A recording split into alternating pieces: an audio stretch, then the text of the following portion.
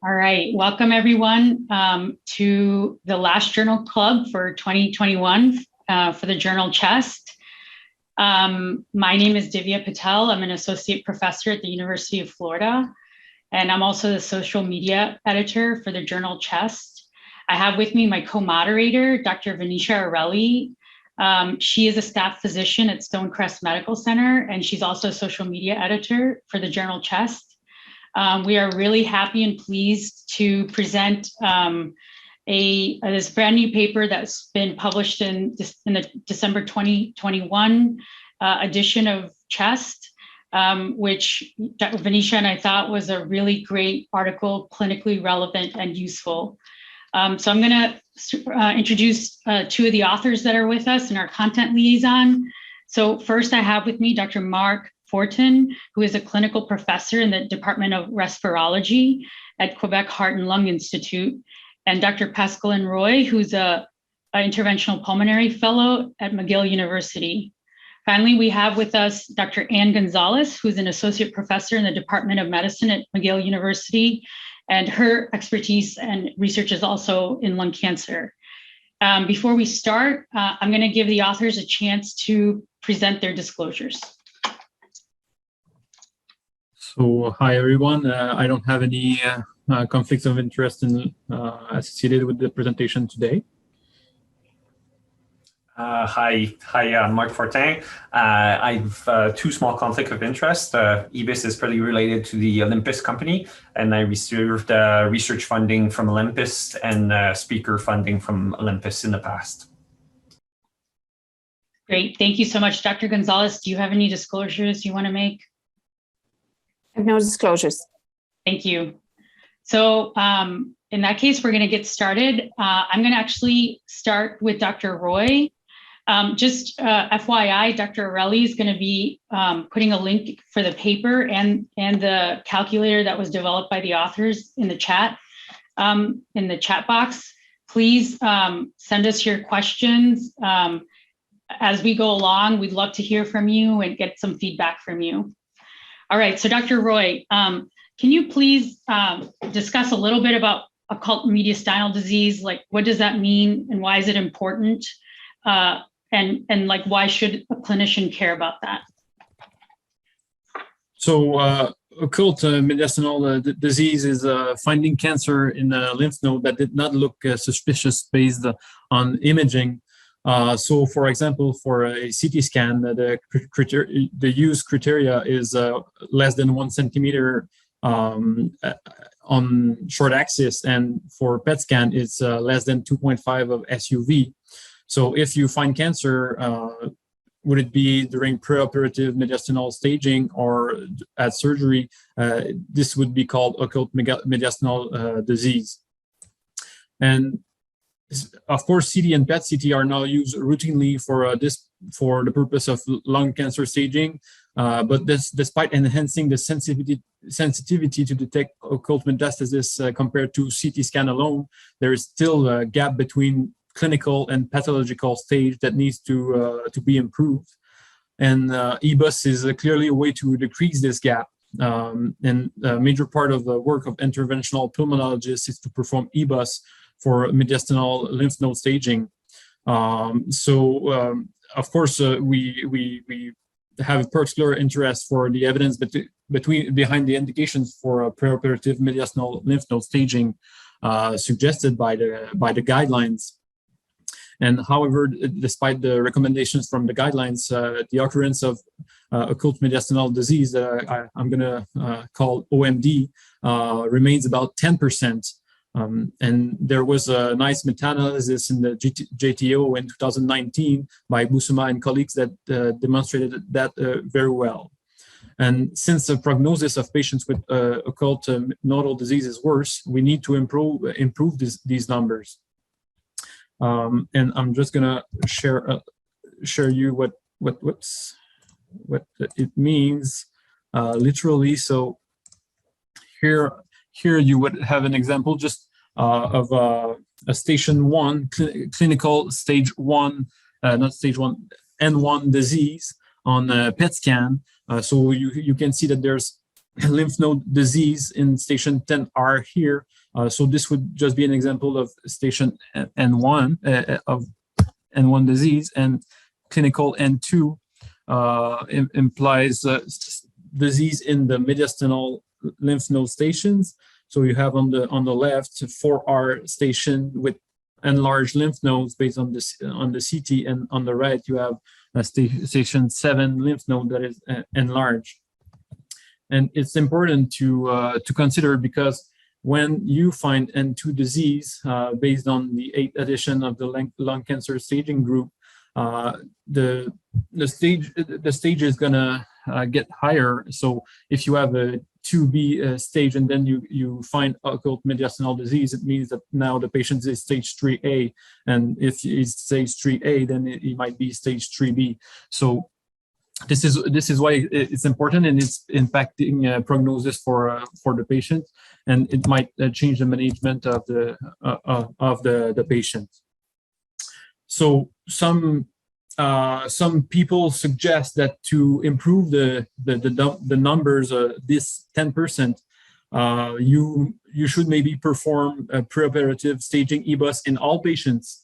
But even though it is a very safe procedure, we disagree with this affirmation, because we have shown before that the sensitivity of EBUS and negative predictive value in the radiologically normal mediastinum is low, and the number needed to test might be as high as 57 to avoid an upfront surgery for OMD.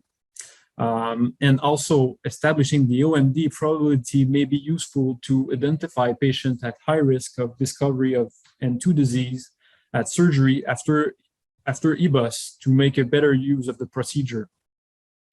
And finally, there are some others also that suggest confirming a negative EBUS with mediastinoscopy in patients with high risk of OMD. So this is all what occult mediastinal disease means for us and for clinicians. That's great, Dr. Roy. Thank you for reviewing that with us. Can you tell us a little bit about what the current guidelines around occult malignant disease, like which guidelines address it and what they say? And one other thing, could you talk about risk factors specific, like when should a clinician be worried about occult malignant disease? So there are, I would say, 2 or 3 main guidelines who have specific recommendations for staging of the mediastinum preoperatively. The chest guideline, or ACCP guidelines, recommend that patients who have an abnormal CN1 stage beforehand and the central lesion should undergo mediastinal staging. And ESTS guidelines, so European guidelines, also suggest preoperative staging in clinical stage 2, T2 or higher tumors. So tumors of higher than 3 centimeters should have mediastinal staging preoperatively. So the only difference is in the ACCP, they don't really consider the size of the tumor, but in the ESTS, they consider the size of the tumor.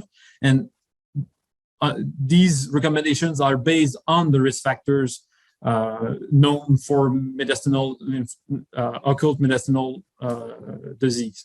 So there are others that were tested, like age, sex. There's also the lesion SUV, histology, but not all of them have been demonstrated as always significant in different cohorts. So these were the ones that were retained by the guidelines. Okay, thank you for reviewing that. So let's talk about your study. So based on what you explained to about occult malignant disease, what was the aim of your study? What was your objective? So our goal was to try to build a prediction model to evaluate the individual risk for occult mediastinal disease in patients with a radiologically normal mediastinum. A model like this would help to decide on the need for preoperative invasive mediastinal staging and the need for confirmation mediastinoscopy after a negative EBUS for a specific patient. There are already scores or prediction models that exist, but they have their pitfalls, in our opinion, mainly because of their derivation from EBUS results instead of surgical results, and the fact that they are driven by abnormal mediastinum on CT or PET. So this was something that we aim to address in the study. And another thing also is that I told you about the different risk factors for occult mediastinal disease, but an interesting parameter which had been overlooked in the literature is lymph node size. It had always been used as a dichotomous variable, so smaller than 1 centimeter or larger than 1 centimeter. But we felt we lost information by not using the lymph node size as a continuous variable. This was based on our personal experience at our institute and also of colleagues from other institutions, because when you perform a staging EBUS, if you see that there's a 9 millimeters well-defined round lymph node, it is not the same as an ill-defined, barely visible 2 or 3 millimeter lymph node. Before performing the EBUS, if you see that there's no visible lymph node or only lymph nodes under 5 millimeters, you know there is a big chance that you are not going to find anything significant. So using lymph node size as a continuous variable instead of the 1 centimeter cutoff seemed enticing to analyze. Yeah, I found that using lymph node size as a continuous variable in your study was a really unique aspect of what you guys were studying. So just to get into your study a little bit more, I'm going to share a slide of the figures and the tables in the article, but could you walk us through who you included and excluded in the study, please? So we use the prospective database of lung cancer of our institute, where all patients with cancer diagnosis or surgery for cancer are compiled. And to gather enough patients, we included patients from 2014 to 2018. And we identified all patients with a radiologically normal mediastinum, and as defined by lymph nodes under 1 centimeter and SUV under 2.5 for N2 and N3 lymph nodes. And we only included non-small cell lung cancers also of all sizes, very importantly, and they could be CN0 or CN1, meaning that they could have hilar abnormal hilar lymph nodes. We excluded patients who had different patterns or probability of OMD or results that would be hard to interpret, like synchronous tumors or history of prior lung cancer, because they do not necessarily metastasize the same way. And also we excluded patients who had sarcoidosis or chronic leukemia, because they have other reasons to have abnormal mediastinal adenopathies, and this would add noise to the analysis. And we only included patients who had a proper surgical lymph node dissection. So all in all, it meant 800 patients. So about 300 of them underwent invasive staging.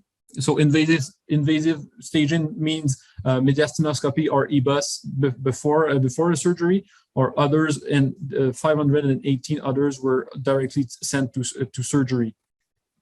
And what you see on figure 1 is that 12 of the patients who underwent the invasive staging finally had a finding of an abnormal mediastinal lymph node, so they did not undergo surgery, and all the other ones underwent surgery with full dissection, and they were all included in the study eventually.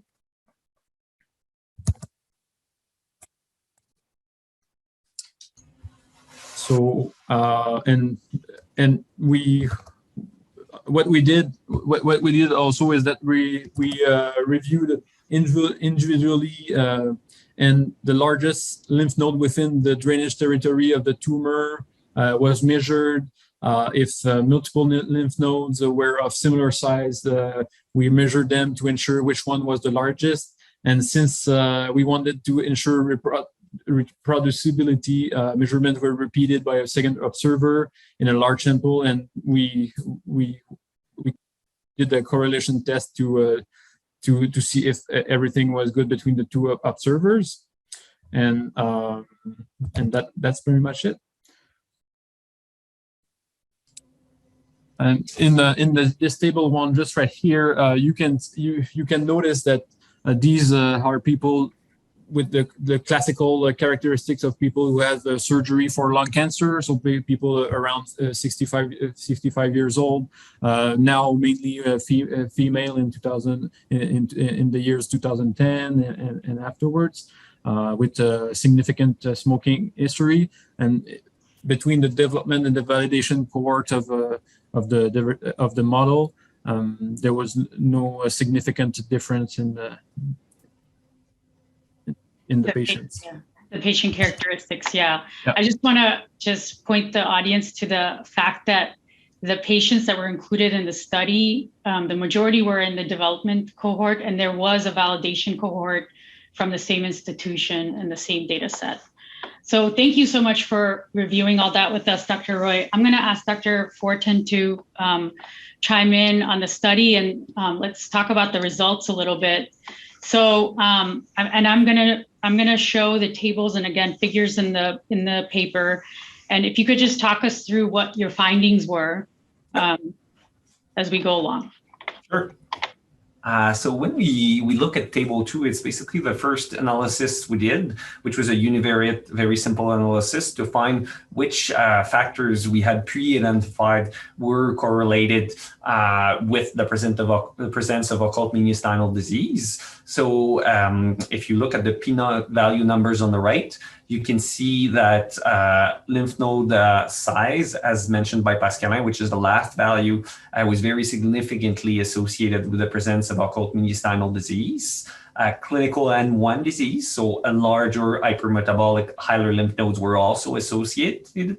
And the central location of the tumor was also associated with the presence of occult mediastinal disease.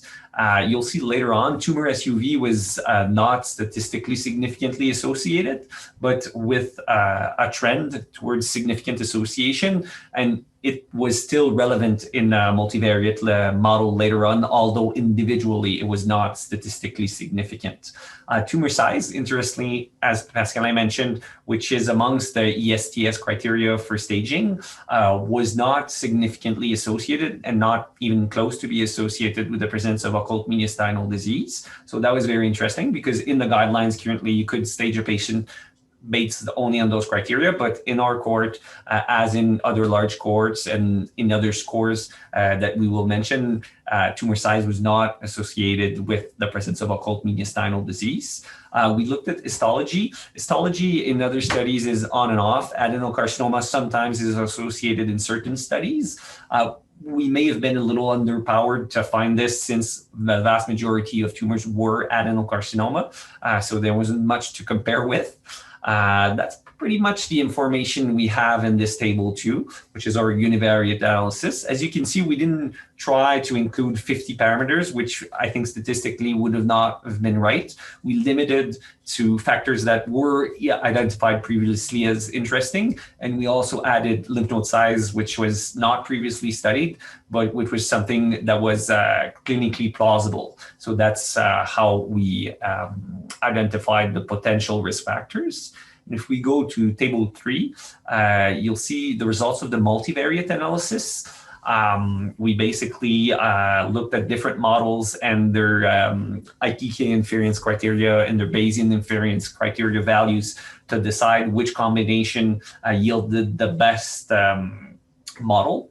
And what we found is a model which included central location, tumor maximum SUV, clinical presence of clinical N1 disease, and lymph node size. And when you look at the p-values in multivariate analysis, the only factor that was significantly independently associated with occult mediastinal disease was the factor that we introduced for the first time, and which was lymph node size. As Pascalin said, it just made sense to us, and from clinical experience, we perform staging, and every time we look at the CT prior to the procedure and we say, well, I don't really see a lymph node on CT, well, we're not going to discover, unless the CT is old and outdated or there's been rapid progression, we're not going to see a 9mm lymph node that wasn't seen on CT. And those patients have a normal mediastinum, but it's not that normal. So not all normal mediastinum are created equal. Some are certainly more suspicious than others, and that's what the model showed, that it was a very interesting factor clinically to help identify patients, and that wasn't used currently in any guidelines in any model. So after that, we look basically just at the performance in table 4 of WAR score. So in this table, what we see is sensitivity, specificity, positive predictive value, negative predictive value, and area under the curve. You can look at the combined cohort first. So what the combined cohort shows you is sensitivity is about 73%. We would have liked a 95%, but we weren't able to identify all patients with occult mediastinal disease. Specificity was pretty good, around 80%, and area under the curve was very good at an AUC of 0.85. So after obtaining those results, we said, well, it's an interesting model. Certainly, we don't identify all patients with occult mediastinal disease, but we seem to identify a high proportion of them, and we seem to be rather specific. The next question was really, how does this compare to what we currently do? And the other thing you need to look at in this table is the comparison between the derivation and the validation cohort.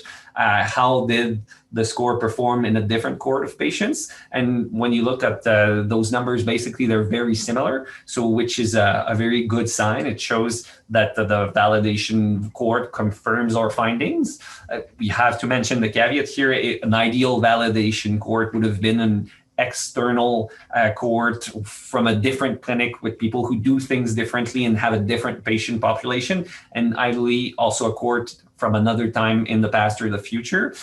We didn't have that at the time, so we don't have external validation, and that's something clearly that needs to be mentioned and taken into account prior to using this wide scale. That is our findings, but maybe your patients have something different, so we need somebody outside to validate that, but we'll maybe talk about that later. Great, thank you. Thank you for talking us through all these results and the tables. I do want to show the area or the ROC curve that was presented in the paper that shows the area under the curve. So the next section I want to talk about is, how does this, development of your model, and then how the results of your model compare to what we already have, which are 2 guidelines. Yes, so we compared our results to the application of the ACCP and the ESTS guidelines, which were mentioned by Pascalin before. But first thing you need to understand is how we used our model, because what you get is a probability. You don't get a yes/no answer. So we decided prior to performing any stats on the project and even building the model that our cutoff would be 10%. We felt that if there was a higher than 10% risk of occult mediastinal disease, EBOS was probably worth it. If the probability was less than 10%, then you were most likely to do too many EBISs for no reason, basically, or in patients which don't have occult mediastinal disease. This number was chosen from surgical data, which is not that robust. It's basically the number which is quoted by thoracic surgeries associations as the acceptable rate of occult mediastinal disease, below 10%. So that's why we chose it, but we would have liked to have more solid evidence to base our decision on. And in the manuscript, you can read the section where we explored other cutoff values. And basically that section showed that we were pretty lucky, and I think we maybe chose wisely. our cutoff was almost optimal. 15% would have yielded the perfect match between sensitivity and specificity. But again, also the answer depends on how you want to use it. If you want to be very, very cautious and you don't want to miss any occult mediastinal disease, well, probably you may want to shift maybe towards 5%. And if you're more laxist, you want to save your resources in EBUS and maybe do a couple of thoracoscopies that turn out to show occult mediastinal disease, you don't mind, well, you can maybe increase towards 50%. What the validation of different cutoffs showed us is that it doesn't seem to be reasonable to move much higher than 15%, and below 10% is probably not much better either. So between 10 and 50% is the cutoff you should choose when you use this model to decide if you're going to send the patient for EBUS prior to surgery. So if the patient's below 10% risk of occult mediastinal disease, I think there's no worry to send him to surgery. If he's above 15%, you should certainly send him for surgery. 10 to 15% should be based on the single patient. And there's also patients where surgeons say, well, our score is now used routinely in our institution, but sometimes the surgeon sends me a patient. And at first they didn't want to adopt the score. And I said, well, I won't do the EBUS if the percentage calculated is not on the request. And now they're putting it on every request. And sometimes they put it on request and it's below 10%, but they give me the reason why they want to do it. And they'll tell me, well, I know it's 7%, but this patient will need a pneumonectomy. He's frail. It's at-risk surgery. I want to be more cautious with this patient. And I'm already happy to have adopted it. So I collaborate and I'll do it in lower risk patient when it makes sense to me. So after mentioning this cutoff value and how it was decided, we can look at what the results are. So when you compare the different scores, when you look at sensitivity, which is, I think, the most important factor here, is how many patients are we missing and then are we sending to surgery? The guideline or the model that performs the best is actually the Quebec model with a sensitivity of 73%. So almost 20% higher than the ACCP guidelines. And the ESTS guidelines are actually pretty close to our model. So if you recall what Pascalin said earlier, the ESTS guidelines will screen positive or will send to EBUS more patients because they have 3 criteria, including the size. But despite them sending more patients to EBUS, they identified less patients with occult mediastinal disease than our model.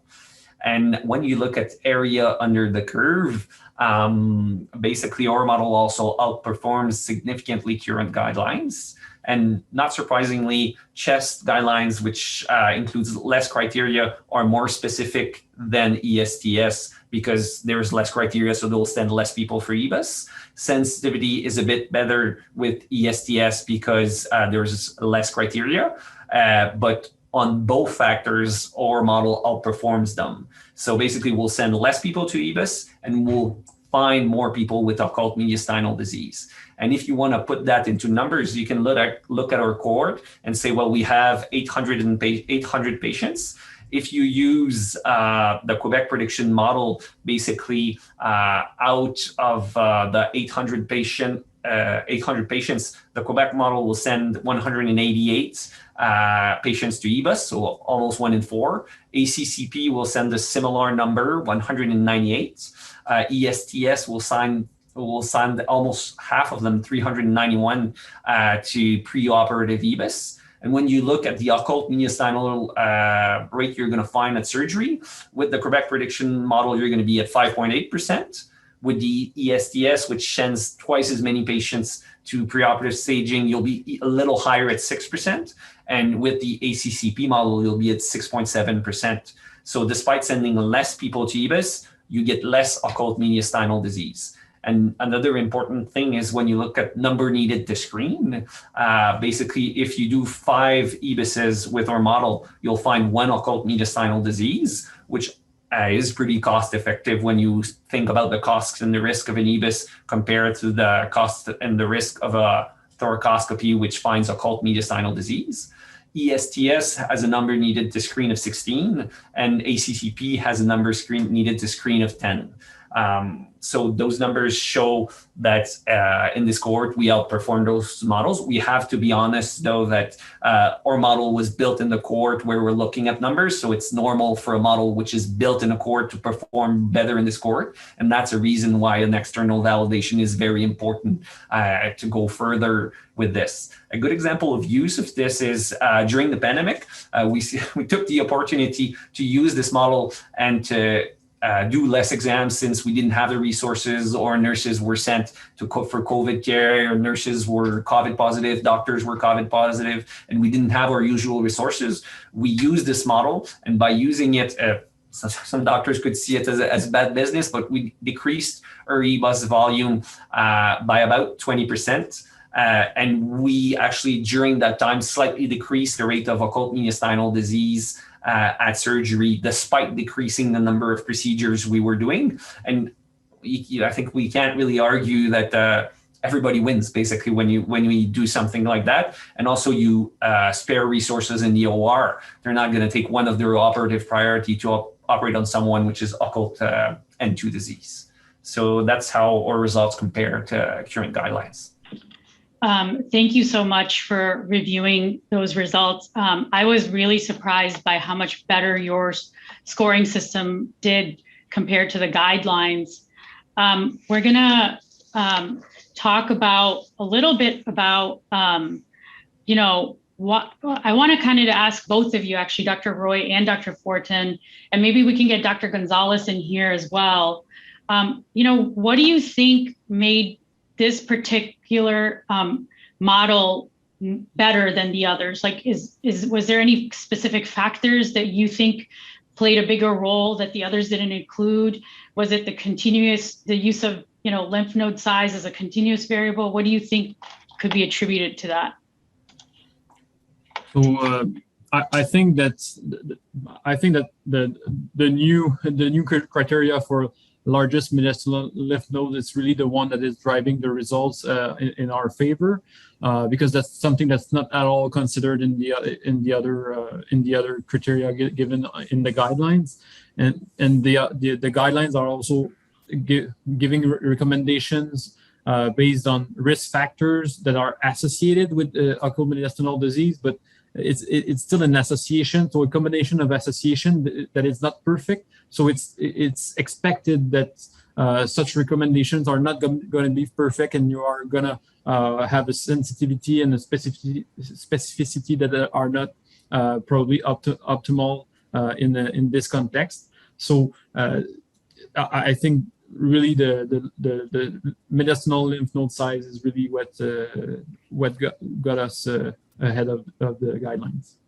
Yeah, I agree with Pascalin. I think the lymph node size was really the driver of the results, and it wasn't there before. And as Pascalin said, well, being multivariate takes out factors which aren't really significant, and that's basically what you get with tumor size. I had the feeling before that 4 or 5 centimeter tumors with no other risk factors for occult mediastinal disease were not that high yield, and that's what our results also showed. So being multivariate, you take into consideration other factors. Not being multivariate, if you have a 7 centimeter tumor, you know that at some point it's going to be central if you take the inner portion of the tumor. So is it the fact that the tumor is large, or the fact that the tumor is central, that creates the occult, or creates the association with occult mediastinal disease?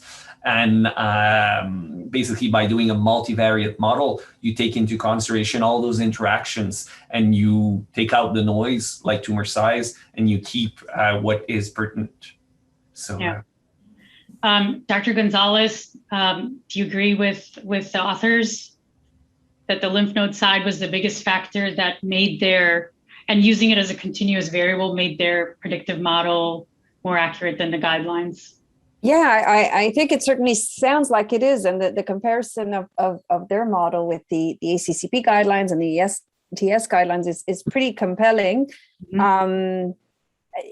I do wonder if they can comment on, based on the lymph node size, they found occult mediastinal disease, and did it tend to be single or multiple station N2? Of course, the management of stage 3A lung cancer there's still some controversy. And so I wonder if the surgeon's feeling may have been, well, if it's single station N2, it's okay to find it at surgery, we'll take it out. So if they can comment on that, on the type of occult mediastinal disease they were finding with these criteria. We looked at that, and that's very interesting. That's one of the downsides. The problem is we don't really know what we're going to do with the answer. So do you want the information operatively? And that's a tough question to answer. The philosophy in our institution, and I know it's not the same everywhere, and sometimes even in multidisciplinary oncology discussions, I almost get frustrated because in our institution, we almost never operate on N2 disease.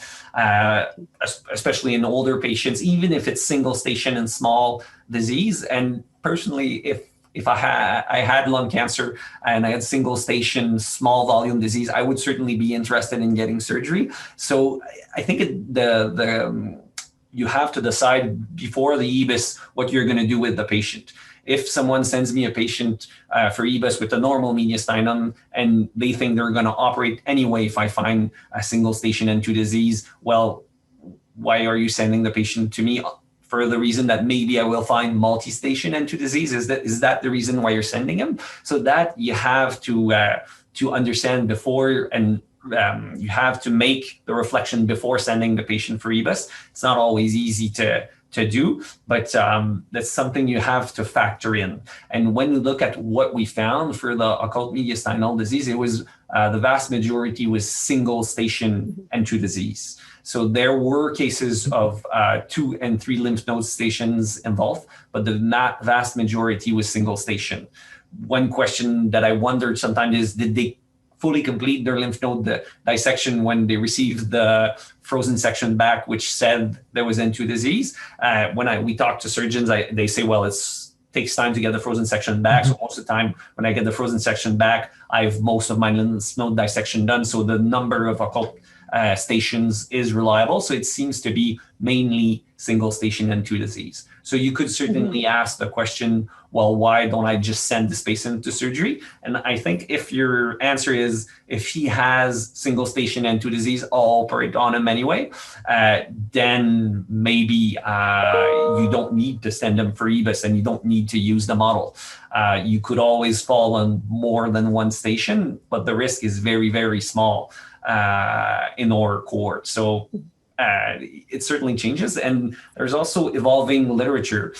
If we use pre-op eventually, I'm not saying there's any significant evidence to do it right now, but if studies show that we need neoadjuvant treatment if you have N2 disease, well, we need to find this N2 disease before surgery. But currently also, it'll depend. We have surgeons here, well, they treat I think rationally they'll treat station 5 and 6 disease, which has a prognosis which is between N2 and N1 and N2 differently. They'll say, well, it's an N1.5, and they'll give adjuvant chemotherapy and not neoadjuvant chemotherapy. So in this situation, it won't change. But when we find in our institution a fit patient which has known or not known single station N2 disease, most of the time they'll do neoadjuvant chemotherapy. So it'll be pertinent to discover it preoperatively and not them perform that, close the patient, send them to. So it really depends on the patient, and the question is good.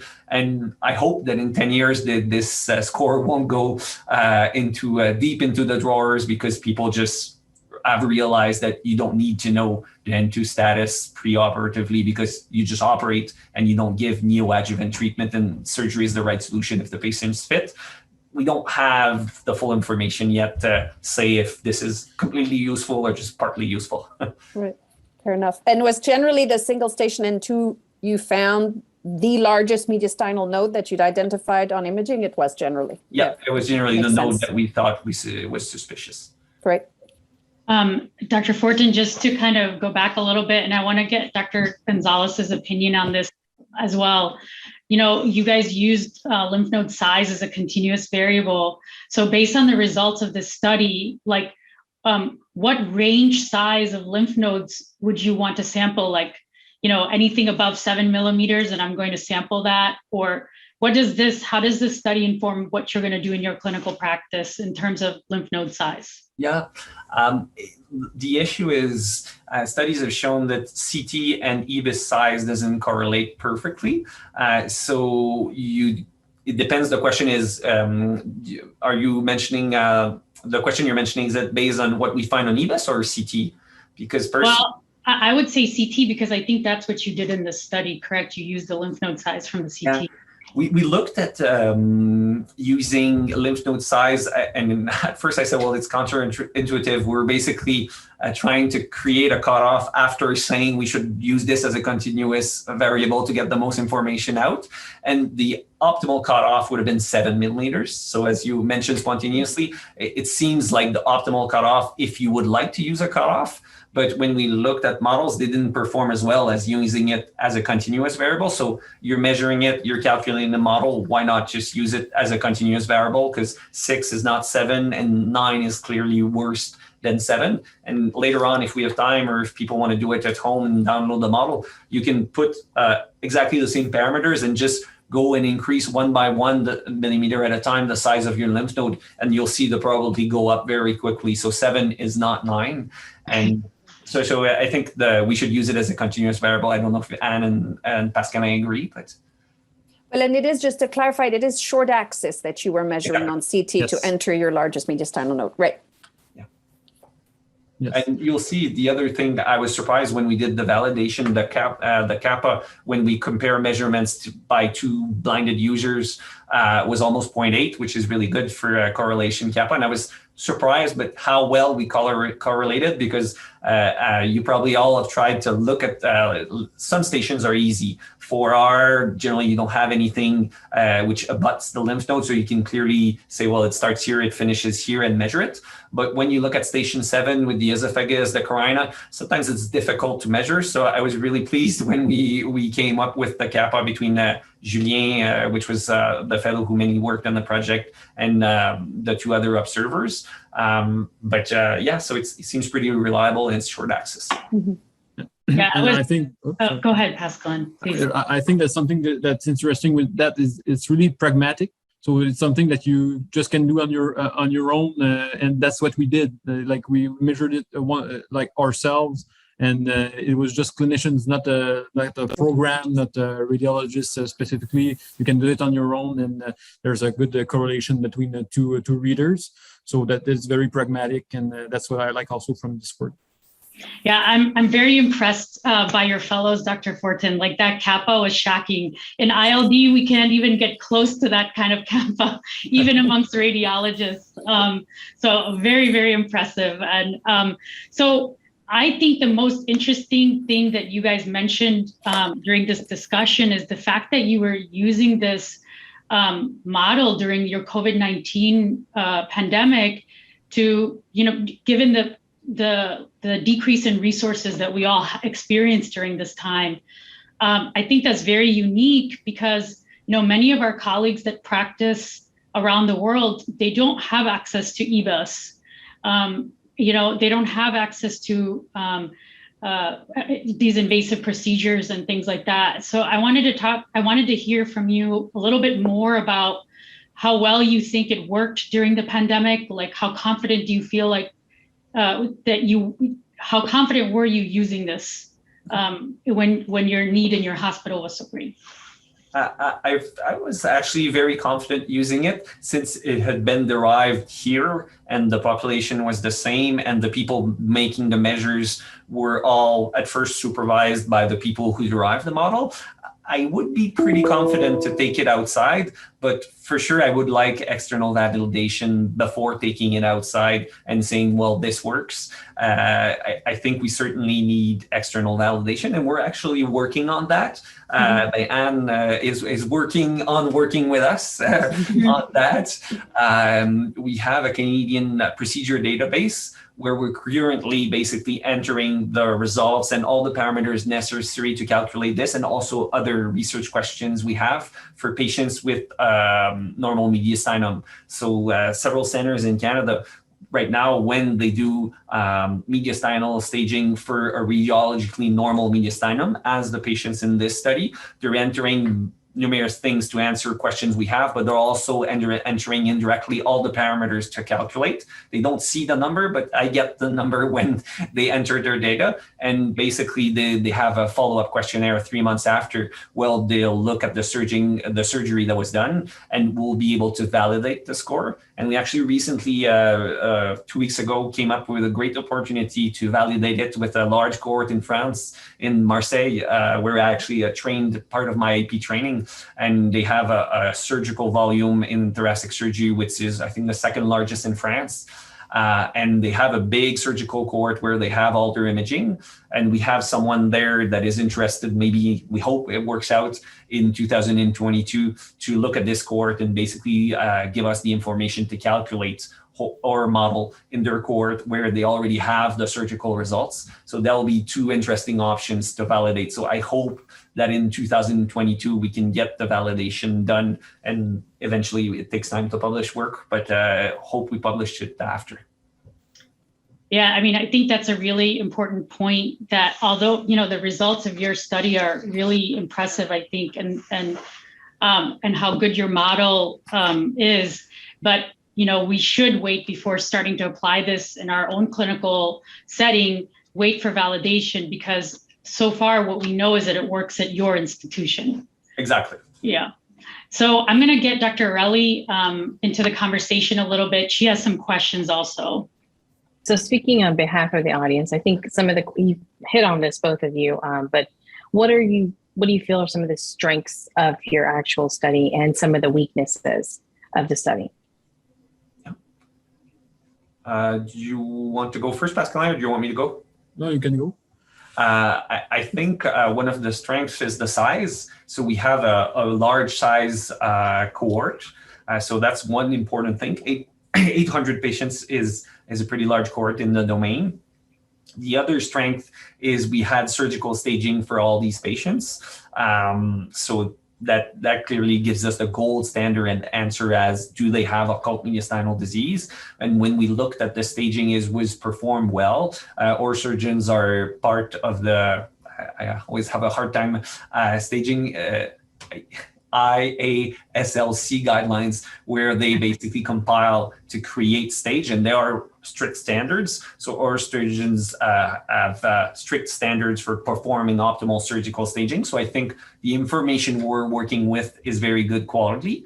So I think those are the main strength. And the other strength is the novelty of the lymph node size as a continuous variable and measuring it, which makes the score strong. And I think the main weakness we mentioned a couple of times, but we really need to mention that, is the external validation. I think that's the issue. I was really surprised that I didn't get too many comments from the reviewer on that. I think they noted it, but said it would be unfair to ask for it right now.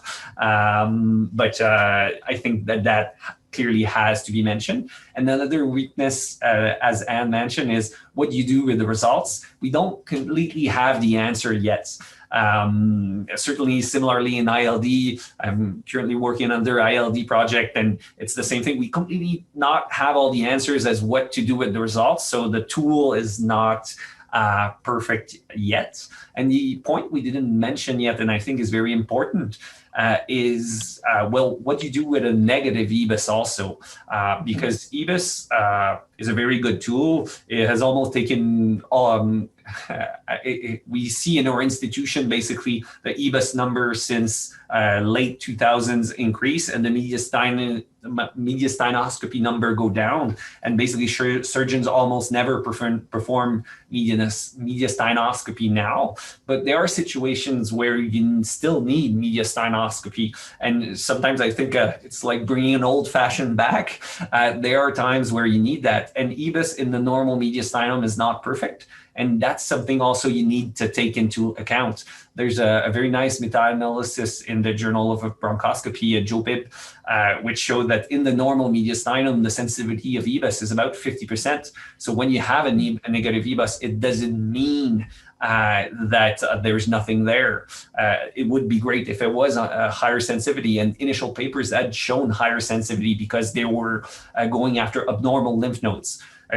putting a needle in a 2 centimeter lymph node, which is full of cancer, is high yield. But putting a needle in a 6 millimeter lymph node with 4 cancer cells, well, you might do a great job, put your needle on your ultrasound image right in the lymph node, but you might not get those cancer cells while they're there. So that's certainly an issue. So the imperfect concordance with what you find on EBIS and what really there is a question that we need to study. But the model could be also useful in that way. Well, let's say you have a 40% probability and you perform EBIS, which has a 50% sensitivity. Well, your post-test probability is still 20% of occult mediastinal disease. So you may need to perform MED in that patient to be sure he does not have occult mediastinal disease, especially if it's a more complex surgery or a frail patient. You certainly want to know that preoperatively. And in another way, well, if you have a 15% probability and you perform EBIS and you decrease it to 7%, well, maybe you don't want to perform MED for that remaining 70%, that remaining 7%, which you won't maybe not even find on MED. But studies have shown that in the normal, there's actually one good study on the subject by a group from Belgium, which showed basically that MEDAS gynoscopy increased the sensitivity further, but not to 100%. There are stations as stations 5 and 6, which are not easily accessible by EBIS alone or by MED either. So there are stations we're not going to find even if we do all the tests we have, and we can't poke a patient apart prior to treating them, but certainly something to consider. Sure. I will add an additional strength I found to the model was the fact that you didn't end up including histology, because I always find it's problematic to have histology of the primary tumor in a model to predict mediastinal disease when our guidelines say that we should go after nodes first, right? In general, that try to go to the highest stage. So if there's N1 disease, we're not going to have or suspected N1 disease, we may not have tissue diagnosis before we make a decision on whether to do EBIS. So I thought that's great that wasn't necessary in order to calculate your probability of occult mediastinal disease. And Thank you, Dr. Fortin. That Sorry, was go ahead, one of the points we wanted to look at, because we wanted a model that was usable in clinical context. Like as Pascalin said, you don't need a special computer software to calculate it, and you don't want to include information that you all have before the surgery to predict what you should do before surgery. Right. We're going to have to wrap up real quick, but I did want to make sure that the audience had a chance to see the actual model. So I know that Dr. Roy has it available. If we could just see the calculator, that'd be great. Thank you. So I just shared it. Actually, if you click on the link, you're going to be able to download. It's just an Excel form that you can get on your computer. So it's accessible easily on the Université Laval website, and it gives. So you write here lesion location, if it's central or not, lymph node size in millimeters. Then lesion SUV, presence of N1 or not, and then it gives you a probability, and you can see that the formula is right there. So very easy to use, and as Dr. Fortin said, the lymph node size is really the main driver of the probability. So if I change the 7 for 9 millimeters, then it's going to double the probability of having N2 disease. It's not pertinent to get higher than 9, because then it's going to be abnormal lymph node. So it's not the purpose of the score. But so that's how you use it. So very easy to use on your computer. You just install it on your desktop of the computer you use to triage the cases of EBIS, and it's easy to use. And thank you for showing that to us. Appreciate it. I guess after external validation, you'll be working on the app. Yeah. Exactly. As you can see, I'm very technology friendly. I manage, but it will change the color if you get a higher probability. I was very proud of that. My wife wasn't very impressed. But the app is basically, the issue is we wanted external validation before disseminating it. So people told me, well, why don't you have an app? Why don't you put it on MedCalc? And I said, well, I don't want this to be available if it's not validated. I want it to be validated before having an app. And actually, and rightfully, I discovered that MedCalc won't put something up if you don't have a validation. And I think that's to their merit. I think it's a very good philosophy. Well, thank you for sharing. And I think that the color change actually was very impressive. And I think it helps everyone recognize that this is obviously going to have a higher risk factor. So, but we want to thank the authors for joining us today. Dr. Roy, Dr. Fortin, thank you so much. And Dr. Gonzalez, thank you so much for joining Divya and myself. If you have any other closing statements, please feel free to chime them in. We have like 5 minutes left, but otherwise we thank you for your time and we're looking forward to using the model. Well, we would like to thank you for inviting us and choosing our article for this discussion today. And I would like to acknowledge the hard work from the first author, Julien Gain, who wasn't available to discuss the article today, but he did hard work. So I wanted to acknowledge that. Absolutely. Thank you very much for the opportunity. And like Pascalin said, Pascalin actually started the database which led to this, but Julien was the one who developed the bulk of the database. And every day I would see him when we had time between cases, screen a couple of lymph nodes, take measures, and he put a lot of time into that. Unfortunately, because of time zones, he was currently in Russia and time was very difficult for him in the afternoon like this would be in the middle of the night. So he decided to leave his place for Pascalin. Great. Thank you for measuring the first author. Thanks to everybody. This was a really great discussion. And we're really excited to see the results of the validation studies that you're going to have. I hope that those studies come out positive and show that there is good external validation, because I think what you guys have proposed could be potentially very helpful to patients and our community in general. So really impressive work overall. Thank you. Thank you. Thank you. Thank you very much, everybody. Thank you very much. Appreciate it. Have a good day. Bye-bye.